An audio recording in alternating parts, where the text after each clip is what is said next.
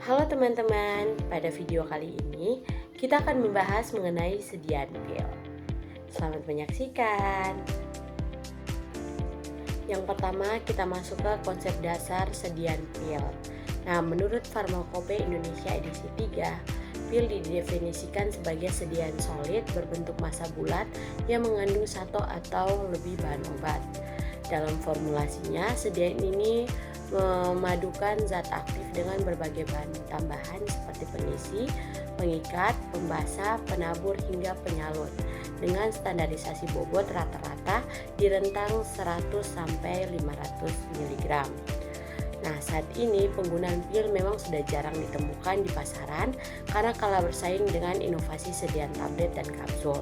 Padahal jika ditinjau dari sisi produksi, pil menawarkan metode pembuatan yang lebih sederhana, di mana ketepatan dosisnya sudah dapat ditentukan langsung sejak tahap pencampuran massa pil.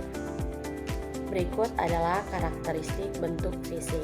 Nah, secara organoleptik dan geometris, pil memiliki bentuk fisik yang khas dengan dua jenis utama.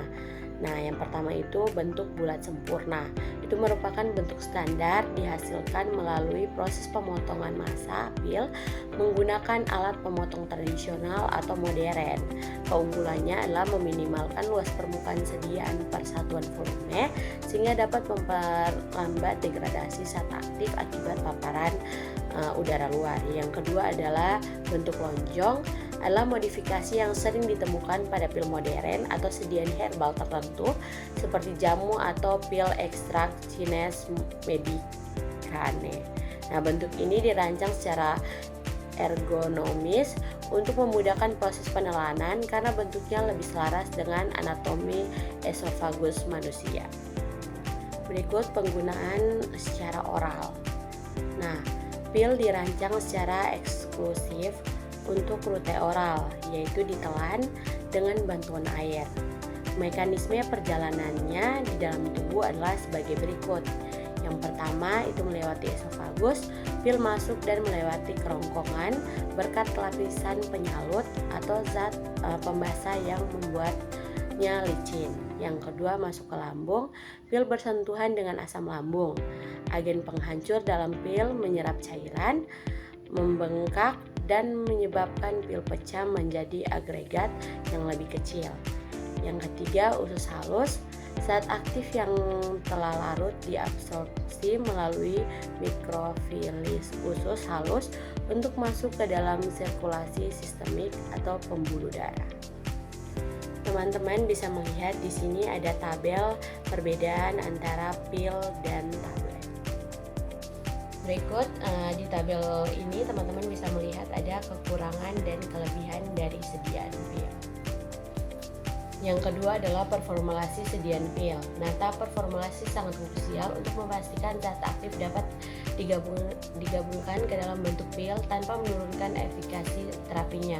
Beberapa parameter utama yang harus dianalisis meliputi yang pertama sifat organoleptik dan fisikokimia zat aktif. Itu meliputi aspek larutan, ukuran partikel, stabilitas terhadap kelembapan, serta rasa atau bau obat.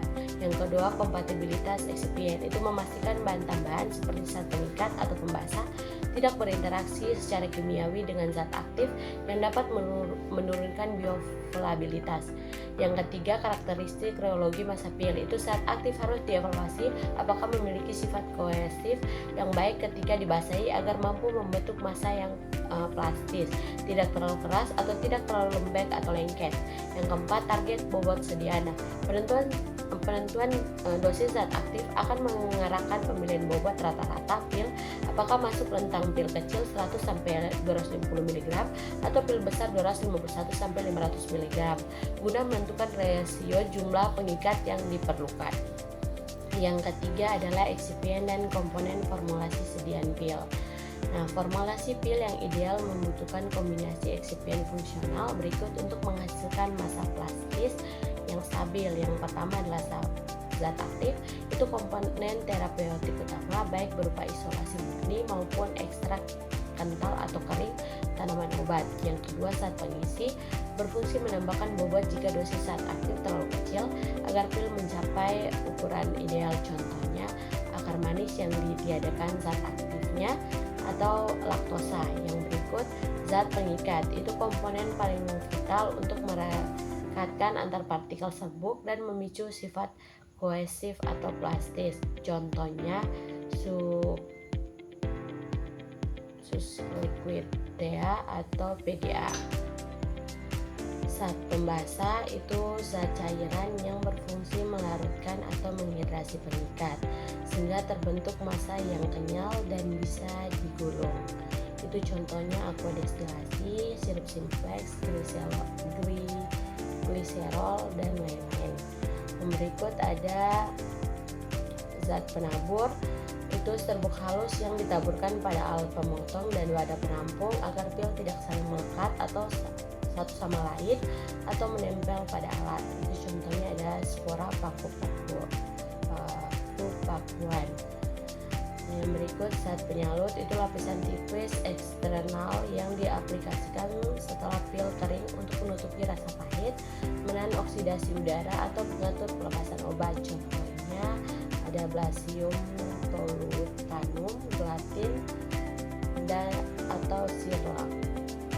Yang keempat adalah metode pembuatan sediaan pil.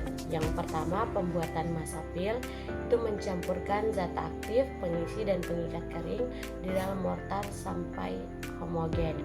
Yang kedua, penambahan pembasa itu menambahkan zat pembasa tetes demi tetes sambil digerus kuat hingga terbentuk massa yang kenyal, plastis dan tidak lengket di mortar. Yang ketiga, pembuatan batang pil itu menggulung massa di pil di atas papan pemotong menggunakan papan penekan hingga membentuk silinder panjang yang seragam. Berikut pemotongan pil, itu memotong batang silinder menggunakan alat pemotong pil dengan gerakan maju mundur menjadi potongan kecil berbobot sama. Yang berikut pembuatan dan penaburan, pembulatan potongan pil dengan alat pembulat dan menambahkan penabur agar bentuknya bulat sempurna dan tidak lengket. Yang berikut pengeringan dan penyalutan, itu mengeringkan pil pada suhu kamar atau oven rendah lalu melapisinya dengan zat penyalut jika diperlukan. Yang kelima, evaluasi mutu pil menurut Farmakope Indonesia dan USP. Yang pertama, uji keseragaman bobot menurut Farmakope Indonesia edisi 3. Caranya, timbang 20 pil satu persatu, hitung rata-rata. Syaratnya maksimal 2 pil menyimpang dari kolom A dan tidak boleh ada 1 pil pun menyimpang dari kolom B. Yang kedua, uji waktu hancur. Syaratnya ukur waktu hancur pil dalam media cair suhu 37 plus minus 2 derajat Celcius. Syaratnya pil tidak bersalut kurang dari sama dengan 15 menit, pil bersalut kurang dari sama dengan 60 menit. Yang ketiga, uji stabilitas fisik, yaitu pengamatan berkala terhadap bentuk, warna, bau, kontaminasi jamur atau perubahan tekstur terlalu keras atau lembek.